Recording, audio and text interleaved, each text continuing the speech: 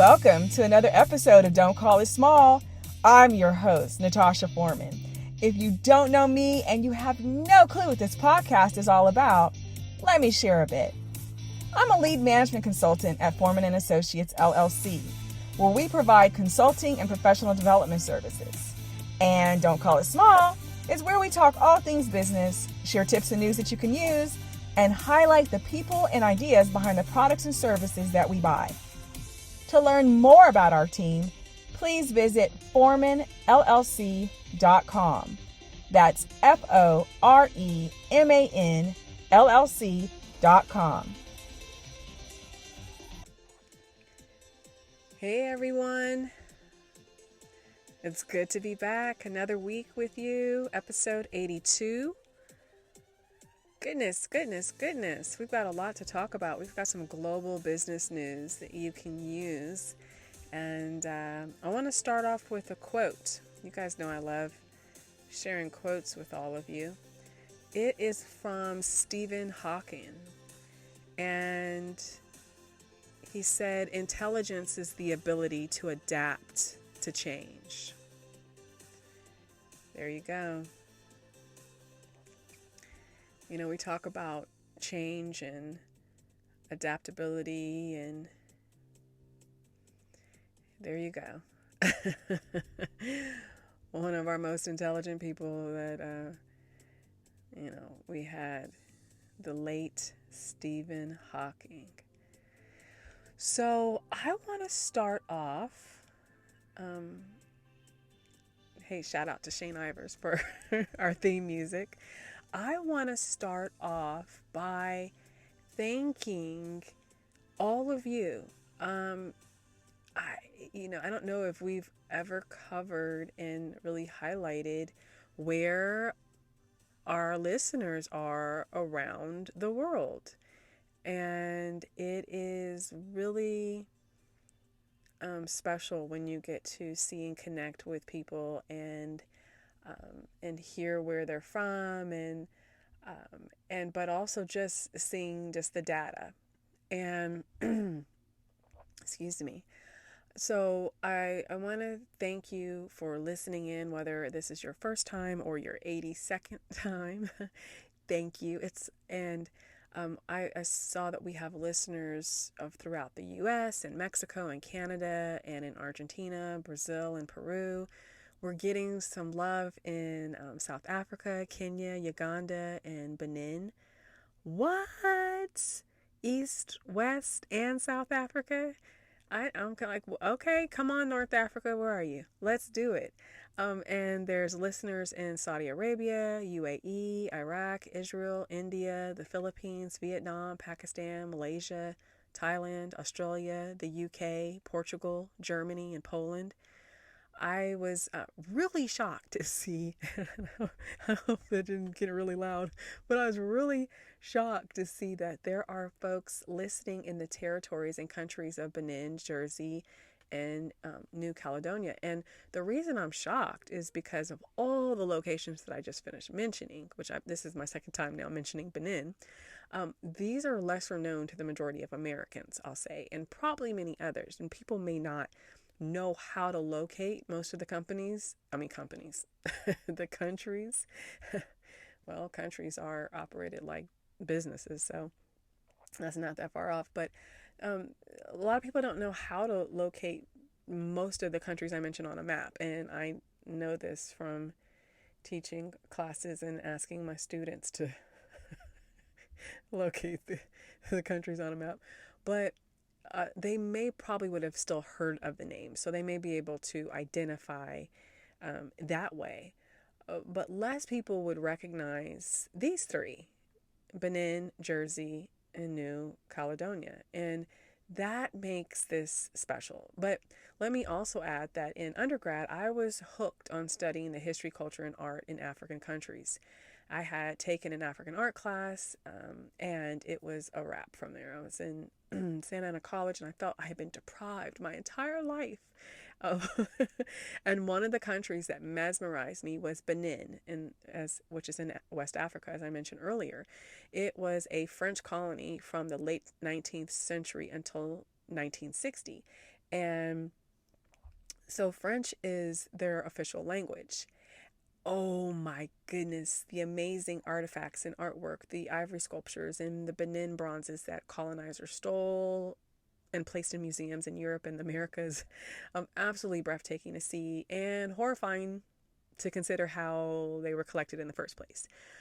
When I went to the Louvre and Kai Branly museums in Paris, one of my main objectives was to melt away in their exhibits from Africa. And there I found myself in tears looking at pieces I had studied through art books and videos, a decade or more earlier. So it touches my heart to know that someone in Benin tuned in for an episode. I say to that person or persons and whoever is relaxing on the palm-lined beaches of New Caledonia listening to this podcast, merci beaucoup. New Caledonia is it's French speaking. It's a French territory comprised of dozens of islands in the South Pacific, and they're a major scuba diving destination. They also have one of the world's largest lagoons for you outdoorsy people wanting to, check out the nature scene. And for you fashionistas that are listening, New Caledonia has luxury boutiques that are selling Parisian fashion, so you can shop till you drop if you so choose. And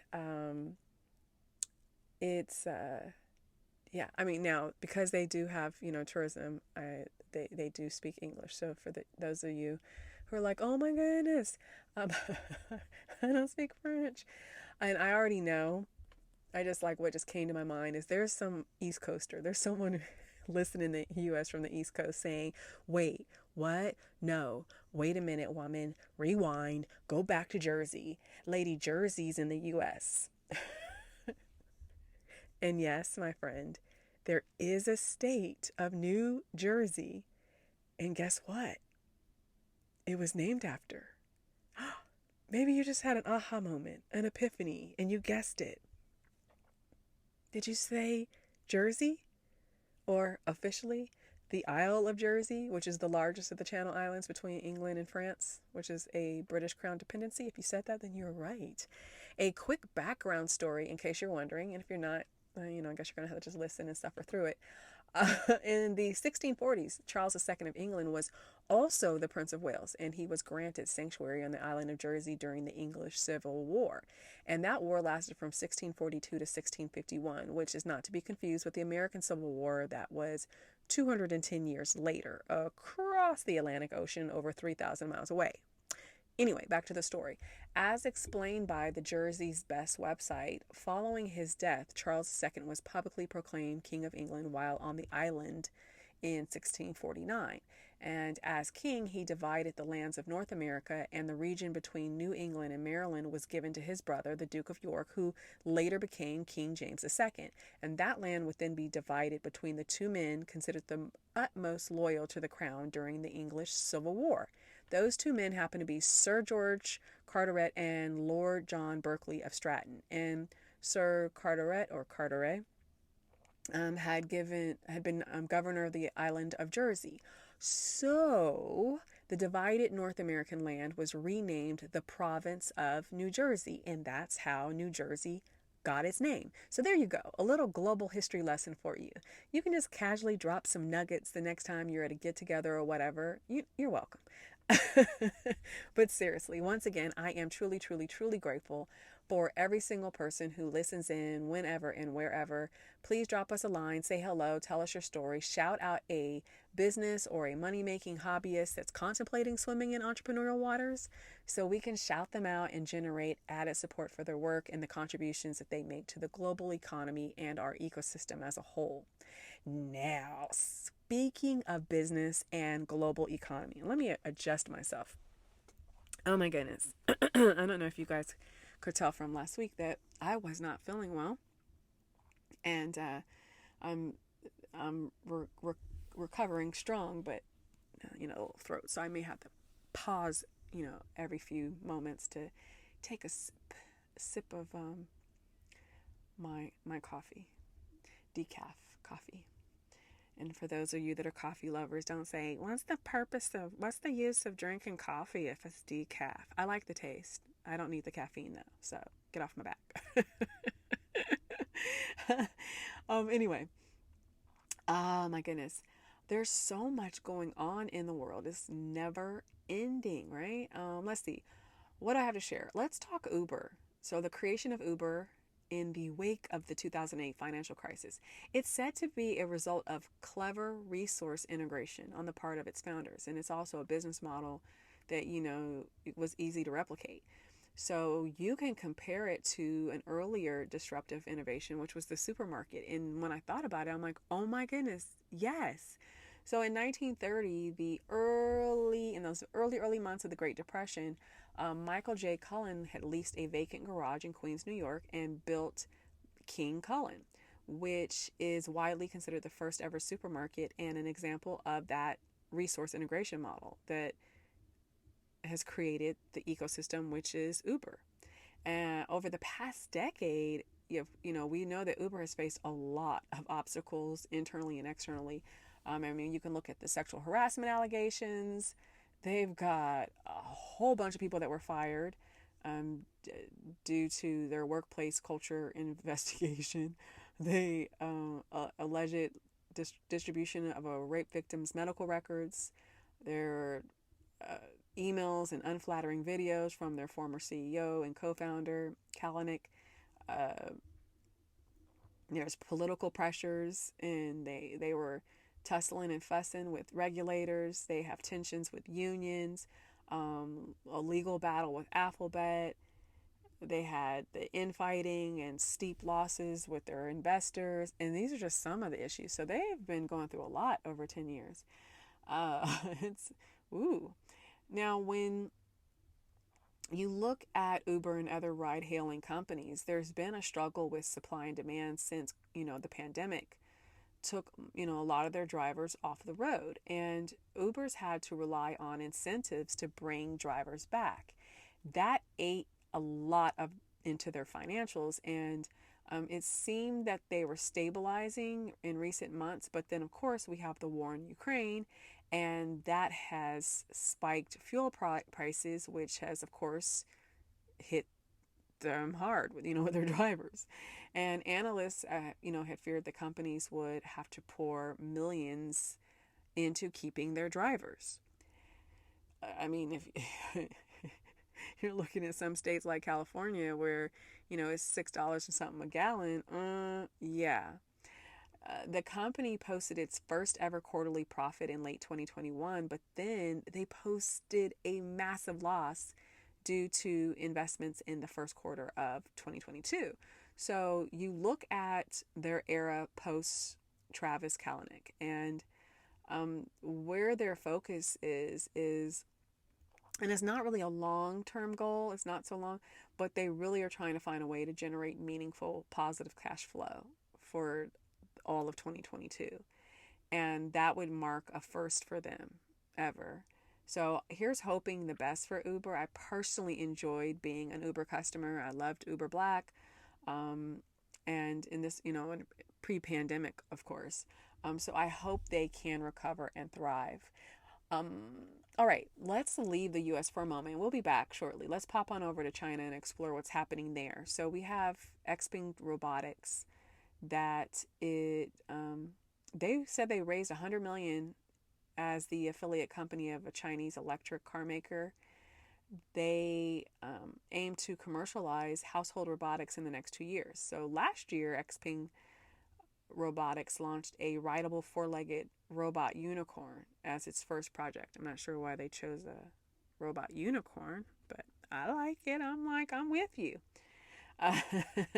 And the company's primary focus is still on growing its electric vehicle sales in China and more recently abroad. And so they've been keeping an eye on the future via spin-off entities, which is wise, right? So they're focusing on robots while another company called Aero, which raised more than $500 million from outside investors last year, is putting its efforts into flying cars. And they publicized a car last year that can fly and drive on roads. Is that not sick? And then you look at Xpeng, and they're not the only electric car maker that's moving into robotics. So their rival here in the US, can you guess? Tesla.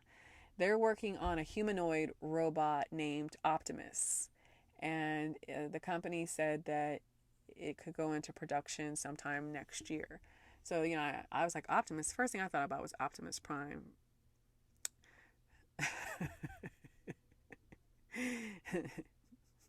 Transformers. That's what I was thinking about. So, there you go. We've seen these expansions and spin-off entities. Now, switching to another EV company, by the year 2030, Volkswagen says it wants to be at least have 70% of its European revenue to come from electric cars. In China and North America, its goal is at least 50% of revenue from EVs. So earlier this year, they announced plans to relaunch the iconic Scout brand as a fully electric pickup and rugged SUV, with prototypes due to be revealed next year in 2023, and production is planned to begin in 2026. They're also concentrating on the development of vehicles such as the fully electric ID Buzz, which is inspired by the T1 microbus or the hippie van. Remember the hippie vans? Yeah. So that's it's going to be interesting to see those changes. On to another company. We're going to hop on the plane and head on over to the UK. UK-based startup Tevva. They launched a hydrogen electric truck with 310-mile range. That's what they claim. According to them, they've raised 140 million in funding, and the truck's supposed to will weigh about 7.5 metric tons, and then later versions are planned to weigh 12 and then 19 metric tons. So, okay, all right. Now, going from Tevva to Shell. Shell has made a bold statement. They want to become a net zero emissions energy business by the year 2050, but they remain, of course, a major producer of oil and gas. And they said that the Holland Hydrogen 1 facility would be Europe's largest renewable hydrogen plant. They aim for a renewable plant in the Netherlands, or I should say their aim for that is to represent the latest attempt by multinational firms to lay down a market in that sector. So they really believe that renewable hydrogen will play a pivotal role in the energy system of the future. So I guess we'll see how they roll with it, how that rolls. Now let's skip over to Denmark. Denmark's Maersk, the largest container shipping firm in the world, and you've probably seen their containers all over. You see them. Did you know that they're from Denmark though? They plan to have carbon neutral ships on the water starting next year, but securing the correct fuel for those next gen vessels is actually presenting some challenges for them. And the company has 13 ships on order from South Korea's Hyundai Heavy Industries that will run on green methanol, which is considered greener compared to the fossil fuels that have powered global shipping for decades. So there's a plus with that. And this is all part of Maersk's broader plan to have a net zero greenhouse gas emission by 2040. However, procuring the vessels is only one part of the challenge. What they're seeing is that getting them fully operational with green fuels is another part of the challenge. So as a starting point, these fuels were probably 2 to 3 times much more expensive, and that's according to the company's CEO, Soren Skau, who said this in an interview with Squawk Box Europe. But he continued to say that they're looking at this over a 20-year horizon, and with that, they think that the inflationary impact will be modest, very modest, when it comes out to the consumer. So as an example, he provided that they're spending about $400 per container on fuels today, which if it triples, they need to spend another $800 per container. And he said that's a lot, but inside the container, he's giving the visual of you've got like 8,000 pairs of sneakers, And so it's 10 cents per pair of sneakers. So that's why he's thinking, that for the consumer, on the consumer side, it will be manageable. So here we go. I'm loving to see the reimagination, right? Everyone's reimagining and innovating and understanding that, okay, we got to do something. Now let's pivot slightly and look at other supply chain and logistic issues elsewhere in the world. We're gonna pop back over to China for a moment. Chinese manufacturing orders are, well, did I start in China? I'm like, wait a minute, what plane did we get on? Yeah, I'm going back to China. Chinese manufacturing orders. And I don't know if you guys have even paid attention to it. You probably haven't really focused on the logistics side of everything and supply chain part, but their orders are reportedly down by as much as 20 to 30%. And excuse me, this is according to various logistics sources that are responsible for moving the finished products from the manufacturing plants in China to the various Chinese ports.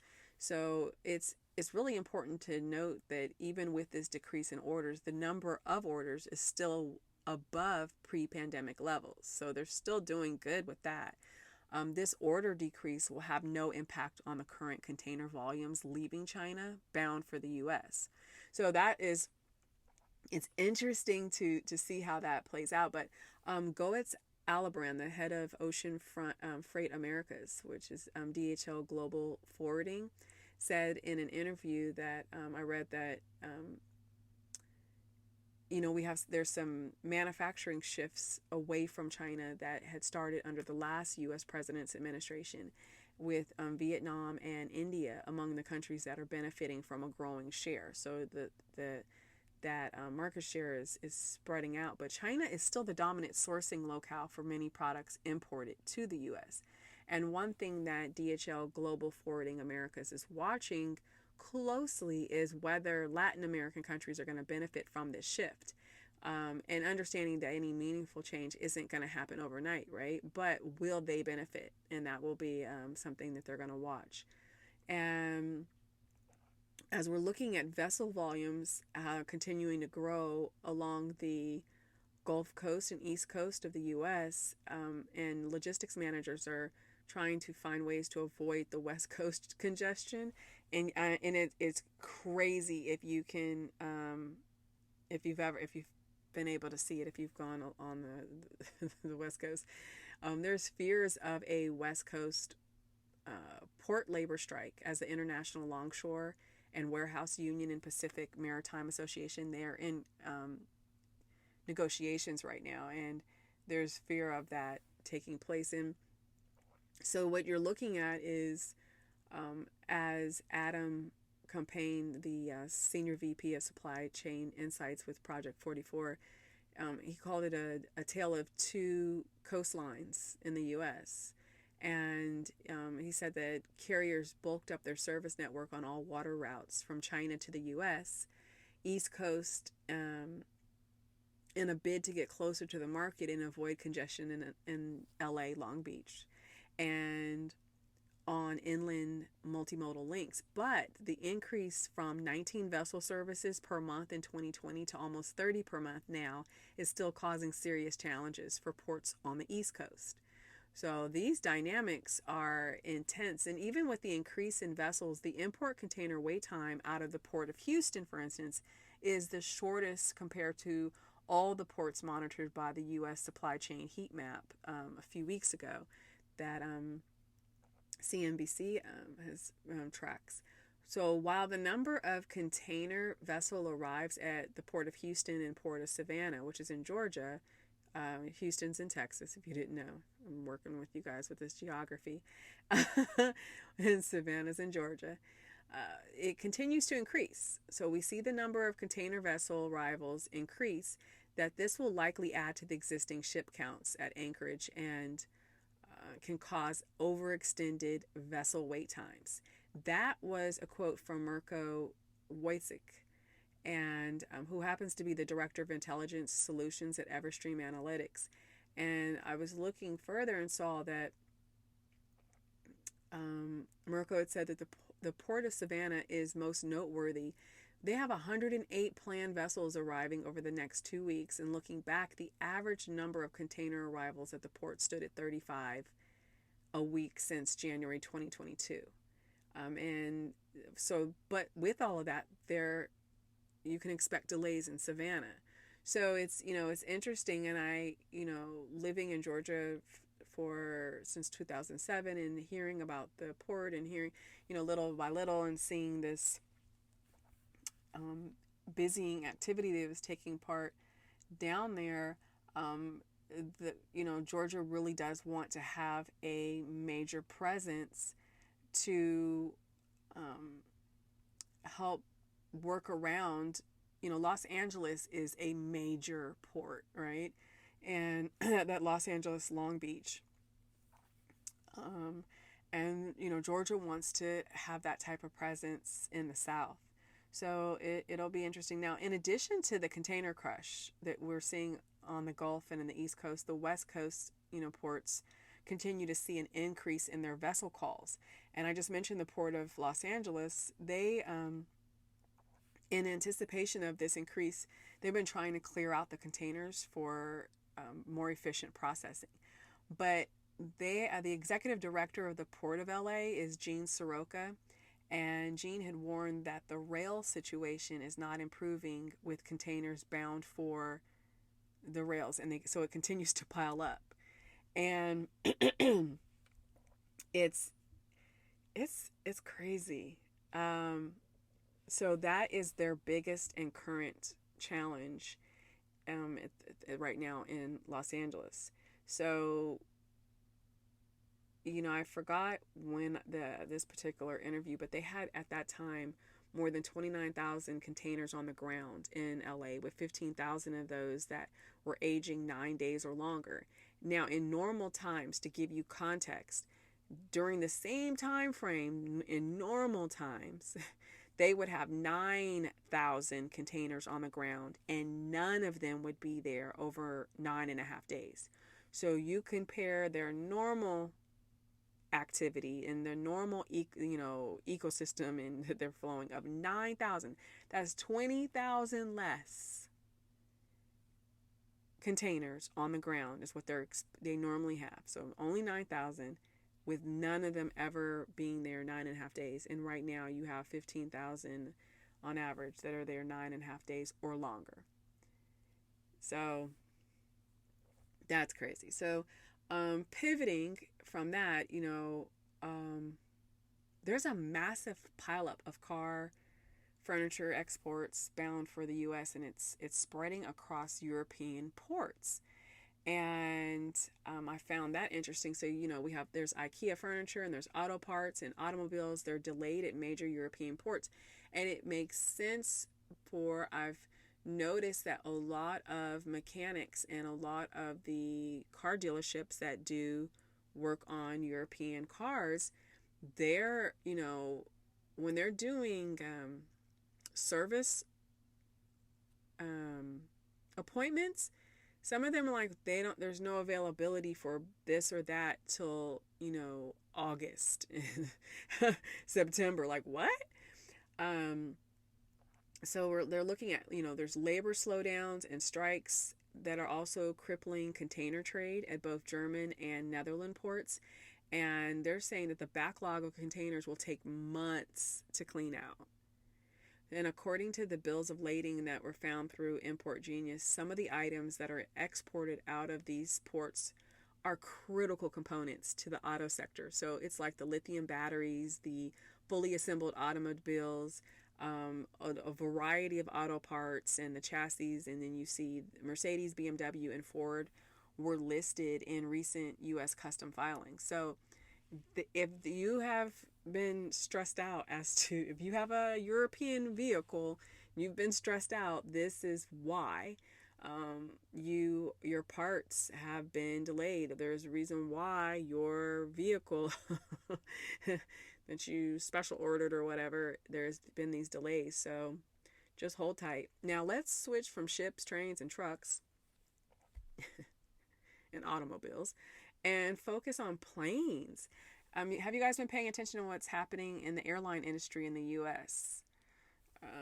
I have, if you haven't, so let me just give you some little sneak peeks. So, Spirit Airlines has delayed a vote on its planned tie up with Frontier Airlines for a fourth time. Fourth.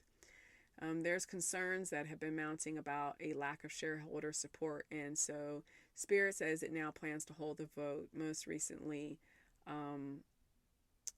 that were scheduled for July 27th. So there's that. And then when we switch over to the big mamas of airlines, we have Delta, and they're the first of the U.S. airlines to report second quarter earnings this season. And they posted a quarterly profit thanks to travelers that were willing to pay up to, to fly more than making up for the higher costs. So the carrier said its third quarter capacity would be 83% to 85% of their 2019 levels. So they're doing really well, and they vowed to improve reliability after an increase in delays and cancellations were prompted, which prompted them to scale back their summer schedule. So their CEO, Ed Bastian, has said in an interview that the airline industry was starved for revenue for the last 2 years, and he explained that Delta had pushed too hard, so they scaled back a bit, and now they're running what he defines as a great operation. So there we go. And now pivoting from airlines, let's look quickly at sports apparel in the U.S., specifically the NCAA and its fans. Sports commerce platform Fanatics is entering into a long-term partnership with Nike to manufacture college sports fan apparel. And manufacturing is set to begin in summer 2024, according to the sources that were familiar with this. And the partnership's going to involve collaboration with Fanatics College Division, which already partners with most of the Nike-sponsored colleges and universities. So hopefully that does a nice little little boost in stock for one of my godsons who I got stock for Nike a long time ago. Anyway, I just thought about that. Nike said in a statement it's making a strategic shift in how it serves NCAA university partners and extending their licensing relationships with Fanatics and branded custom sportswear, which is another collegiate partner that will include Nike NCAA retail fan wear and sideline products. And, Nike has some of the largest contracts with the top college sports programs to outfit their teams, which is worth millions of dollars. And Sports Business Journal had written that Nike and its Jordan brand outfitted 48 teams in the most recent NCAA basketball tourney, its highest total ever. It also outfits more than half of the Division I football programs. So Nike's going to continue, of course, manufacturing their apparel and merchandise for its college team partners, including on-field apparel. And then Fanatics is going to manufacture the fan apparel, replica jersey, sideline apparel, headwear, and women's fan gear, and some other items. And this new deal with Fanatics will include a select group of Nike's college and university partners, such as Ohio State and Georgia, Clemson, Oregon, Oklahoma, Sooners, hey, and Penn State. No, they're not my alma mater, but they're my parents' alma mater, and other relatives' alma mater, so I had to shout them out. And Penn State, among other likely participants. So it's really interesting, and they're saying that the investment in the growth of the women's apparel business is among the aims of the partnership as well. So Fanatics already has exclusive licensing deals with the NFL, NHL, MLB, and various colleges and universities. And several of those deals, including the NFL and MLB, will overlap they already overlap with Nike jersey and apparel deals. So yeah, that's interesting. So if you have any stock in Nike, there you go. And speaking of apparel sales in the U.S. grew 5% year over year for the period from January through May, and then it grew by 13% versus the same time in the pre-pandemic 2019, according to MPD, a market research firm. So they're saying that shoppers are paying more to refresh their wardrobes, even as retailers such as Walmart, Target, and Gap mark down prices to eat away at excess inventory. And they found that formal attire in particular has picked up again as Americans head to weddings or spend more, time back at the office. An analyst has said. And sales of women's dresses grew by 42% year over year from January through May, according to MPD, and that was also 14% higher than in 2019 before the pandemic. That shift, what they're seeing that where the consumer's preference for shopping has hurt retailers that had stocked up on the wrong things, and I'm like, yeah, y'all, you I always, because they do their stock up so well in advance, right? Gap, they just announced this week that their CEO Sonia Singhal stepped down, and so Gap has said that in their most recent earnings report that customers didn't want their fleece hoodies and active clothes. So they have an excess, and they've also they have a mismatch with their sizes of their shoppers, because they had made a push for plus sized, and they were like, uh-oh, so now they have an excess there as well. Abercrombie and Fitch and American Eagle Outfitters, they both reported a steep jump in inventory levels, up 45% and 46% respectively. And this is from a year ago, from a mix of items that weren't selling and having issues with supply chain delays, easing up. So a survey by equity research firm Jefferies in last month found that about 35% of consumers plan to or are currently buying less apparel. Ugh. So there's a split between, that survey, there's a split between the consumers as well that took this survey. Those making $100,000 or more a year said they plan to or were currently spending less on services such as restaurants and travel. And those with lower incomes were more likely to report they were already cutting back on apparel and groceries. A higher income consumer has not been affected yet, but so they're still buying at a higher rate, but so the luxury market is still been on fire. But when you're looking at these other retailers, and I know that I've significantly cut back on my purchases of clothing from retailers, and I don't have a brand loyalty factor to consider, so I just shop for what I like, not the label name. If it looks good and it's made well and it doesn't make me think too much about how much I'm spending, then it's a green light, go. And I've always been that way. I think I started cutting back 8 or 9 years ago because I started seeing the excess and asking myself why. Like, why do I have all this stuff with a lot of things never worn or barely worn? And at the same time, I had things in my closet that I had been wearing since I was in my 20s. Like, there's just these comfy overalls, these little shortalls that I'm like, hey, and I love them.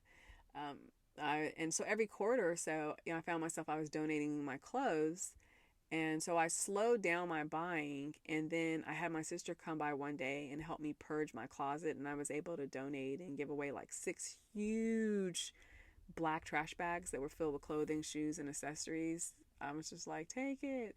So hopefully retailers can figure out the magic sauce to right side things for them.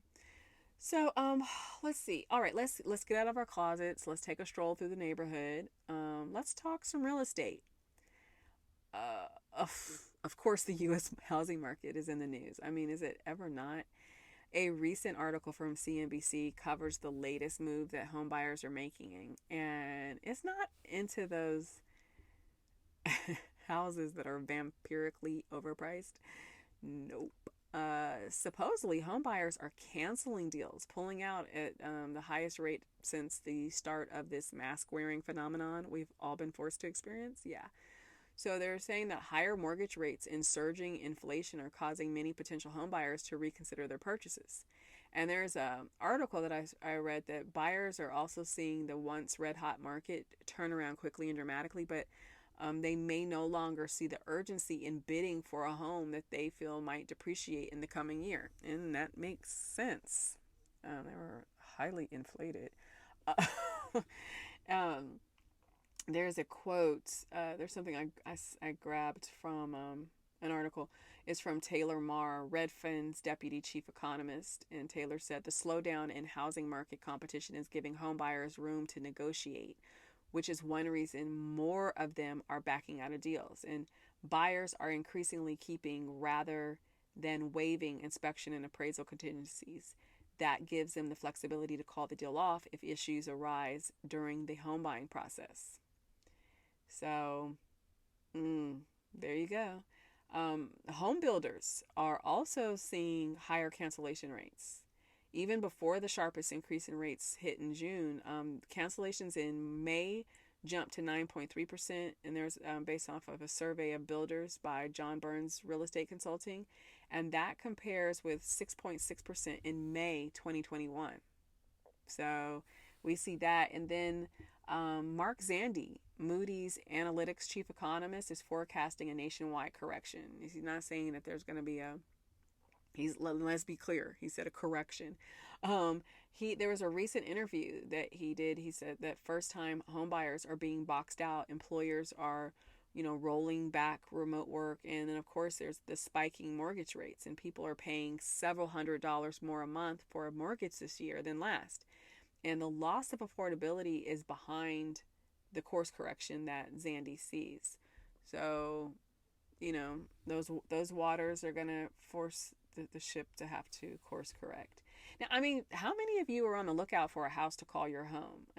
How many of you are trying to sell your house, your vacation property, or that land you've been sitting on for umpteenth years? Heck, I'm still trying to figure out what city, state, country I want to live in. I do know for the most part. It's here in the U.S., but no, I do. I think it's in the U.S. For the most part, my vision, I have my vision for my home. I can see what I want, how I want it. I just don't know where it is, where it will be. Georgia no longer feels the same for me. It feels more like a chapter in a book that I need to close. No offense, you guys. I love you. It's like I can visit, but that's not the rest of my life place. Just not for me. And I'm a Cali girl. I'm a California girl, but California's cost of living feels like the plot twist of plot twist. How are you gonna do your girl like that, California? Whether you're renting or buying, you oh my good googly moogly.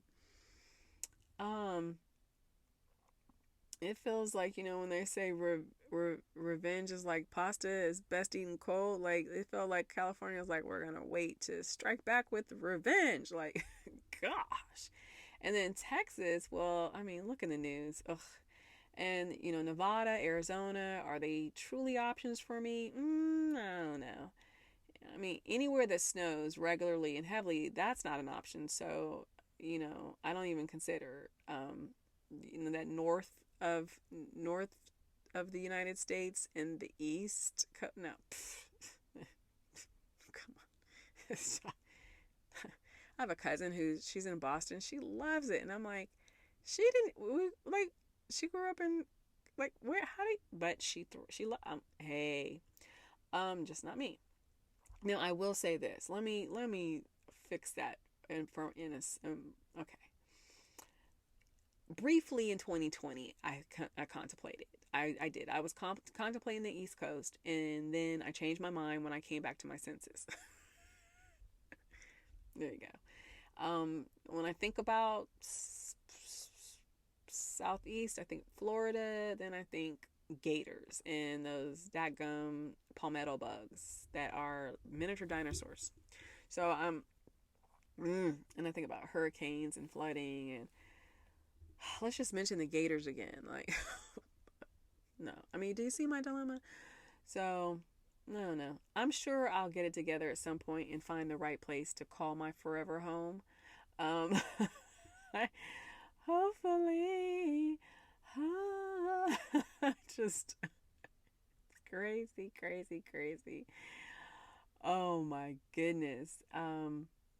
Yeah, I mean, we all know that we go through this and it just everything just realigns. So just expecting everything to realign and the perfect thing in the perfect place will come. That's how I see it. Hey, what's that? What's that? You guys know what that is. Ah, it's time.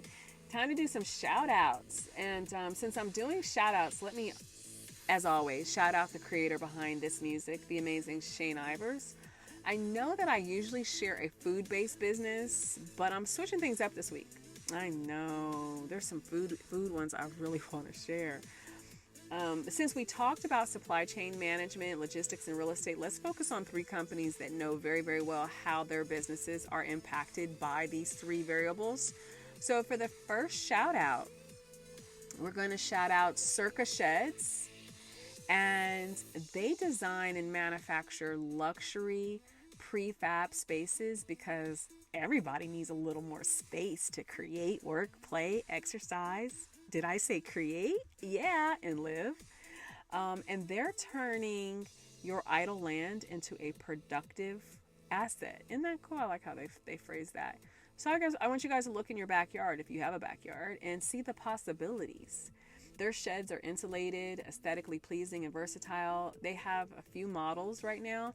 Their Sela model is 124 square feet. The Evan model is 112 square feet. The Evan Plus is 240. Adam is 480, and Adam Plus is the same size, but it comes with some extras. They got some bonuses. And the reason why I said they have a few models right now, because I'm sure that as they grow, they will most likely increase their amount of models, possibly. Especially with various, supply and demand, right? So they have exterior wood siding and finished bamboo overhang planks, and they have swing or sliding aluminum double pane argon glass gas filled doors that have a thermal brake system. Some of them have, the rooftop railings, and when the Adam Plus can cost you roughly $133,000. So yeah, like I said, it's luxury.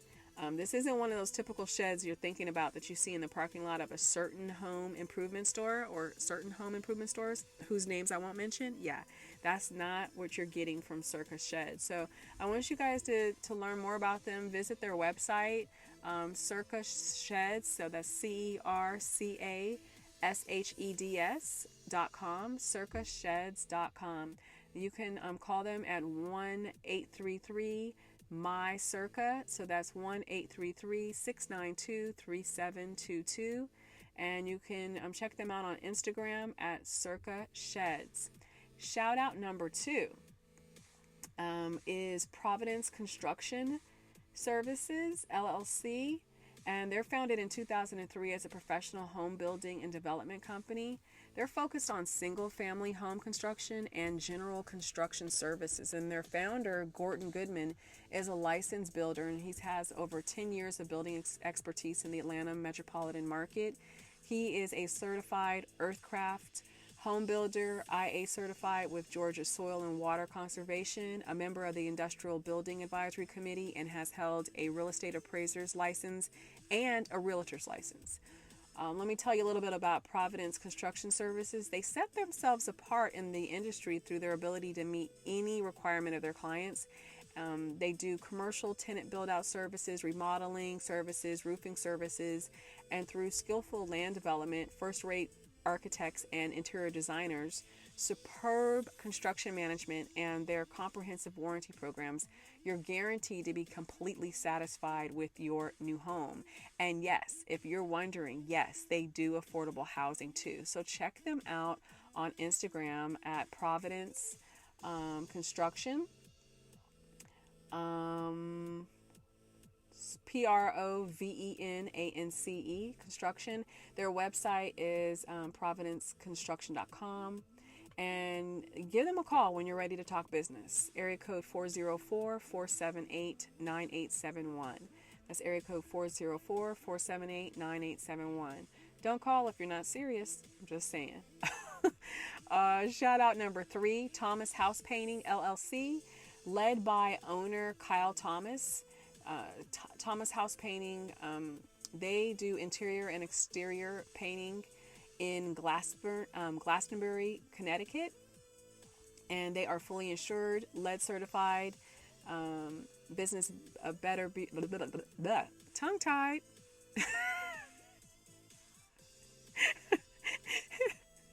BBB accredited. They provide exterior painting, paint removal and sanding, light carpentry, staining, power washing. On the inside, they do trim work, drywall repairs, wallpaper removal, doors and cabinets, textured and popcorn ceilings and walls.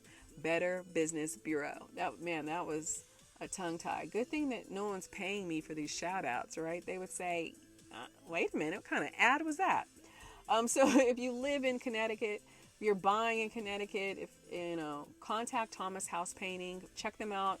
Their website is thomasHousePainting.com. They're on Instagram at Thomas Painting, on Facebook at Thomas House Painting. Give them a call at 1-860-890-5842. That's area code 860-890-5842. You guys, I truly, truly hope that you guys that you check out these 3 companies, support them, share them with your network, please. Spread the word, show them some love. Keep them in mind for whenever you or someone else may need their services. You never know. There may be some business connecting that can happen. I mean, we've got some professionals. We have folks in construction, real estate that are listening in. So you never know what could happen, right? Some magic can happen. If it does, just make sure that you're like, how did you hear about me? Oh, through Foreman Associates, their podcast, Don't Call It Small Business. What? Yes.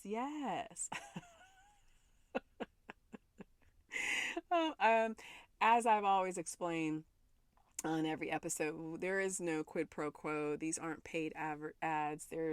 We don't get anything from it. We just want to be able to show some love. And this is one way that we show love to businesses of various sizes and various stages of their growth and development. So we truly do hope that you will show these and other businesses that we have shared some love. So here we go. Wait a minute. I did not mean to cough in the microphone. My apologies. But you guys, listen to that. You know what that is? It's that music. That means it's time to go our separate ways. That time. But before we do, I want to share something with you. I do. There's let me drop some more knowledge in your lap. Here's something I ran across at Capacity LLC's website. It was written in 2014. And it's definitely appropriate for today's conversation. What they had on their site was, your business can employ the smartest logistics graduates and theoretically inclined minds, but experience in the industry is the most important skill when it comes to adapting to unexpected supply chain challenges.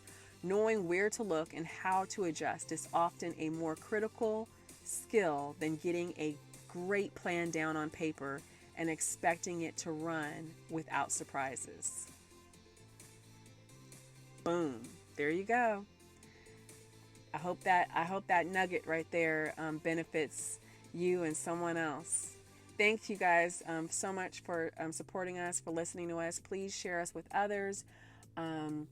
Like us, subscribe to us, follow us, share any of your, if you guys some businesses and like I said, hobbyists that you want to share with us so we can shout them out, please share them with us.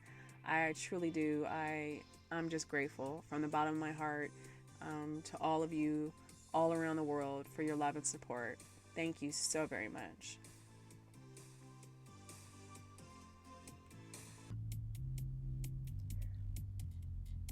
With that, be sure to check us out on Facebook at Foreman and Associates and on Instagram and Twitter at Foreman LLC.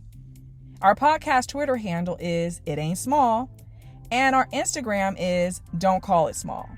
Be sure to also follow us and share us with your friends, colleagues, and family. You can follow me on Instagram, Facebook, Twitter, and LinkedIn at Natasha L. Foreman. Reach out to me, say hello, share your story. I look forward to meeting you. I want to make sure that I give proper credit for our show theme song.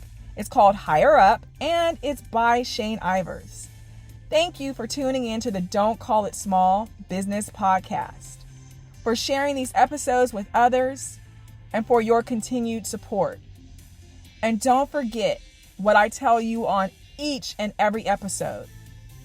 Don't call what you're planning, thinking, dreaming, or doing little or small. Go big, go bold, or go nowhere. I'll see you here next week. Make today a super awesome day. Take care.